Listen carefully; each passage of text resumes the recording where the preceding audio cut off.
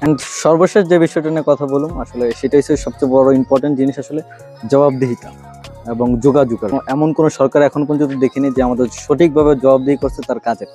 তো আমি আমার আমার এই আসনে যে প্রার্থী আছে, যে প্রার্থী নির্বাচিত হবে, আমি তার কাছে সর্বোচ্চ আশা করবো সে জবাবদিহিতা অন্তর্ভুক্ত থাকবে। সে আমাদের টাইম টু টাইম তার কি কাজ করতেছে সেই আপডেটগুলো আমাদের দিবে এবং প্রতি মাসে আমাদের সাথে যোগাযোগ ব্যবস্থা স্থাপন করবে। এখন যেহেতু নির্বাচনের উসিলায় প্রতিটা মানুষ ঘরে ঘরে আসতেছে, আমাদের নির্বাচনের পরে যাতে আমরা এই পরিস্থিতিটা দেখি, আমাদের সুখ দুঃখ ভালো মন্দ সেই বিষয়গুলোকে মুখ থেকে শুনে আমাদের সে অনুযায়ী কাজ করবে, এমন লোককে আমি ভোট দেবো এবং আপনাদের সবারও দেওয়া উচিত।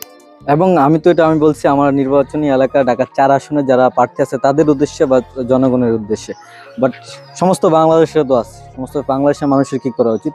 আমি যে বিষয়গুলো তুলছি এগুলো আমার এলাকার প্রধান সমস্যাগুলোর মধ্যে অন্যতম। তো আপনারা যে যে যে এলাকার আছেন তা আপনারা জানেন আপনাদের এলাকার সমস্যা কি। যেমন আমাদের এলাকায় আরেকটা সমস্যা হচ্ছে গ্যাসের সমস্যা, যেহেতু এটা আসলে শুধু এমপি প্রার্থীর সাথে গ্যাসের সমস্যা সম্পর্কিত না, সেই বিষয়টা আমি এখানে তুলে ধরিনি, কিন্তু আরও আপনাদের এলাকায় যে সমস্যাগুলো সেই বিষয়গুলো তুলবেন এবং সেই সমস্যাগুলো কোন যোগ্য ব্যক্তি আসলে সমাধান করতে পারে সেই যোগ্য ব্যক্তিকে আপনারা ভোট দিবেন, যাতে করে আপনার ভোটটা একজন যোগ্য প্রার্থী পায় এবং আপনার নির্বাচনের পর সেই লোকগুলো কাজ করতে পারে। তো সবার কাছে অনুরোধ করবো ভোট দেওয়ার আগে বিবেচনা করুন এবং আপনার যোগ্য প্রার্থীকে আপনি নির্বাচন করুন। যে কোনো দলের ভিতরে যে কোনো গোষ্ঠীর হতে পারে, মোট কথা যে যোগ্য তাকে অবশ্যই ভোট দেবেন এবং তাকে নির্বাচিত করবেন।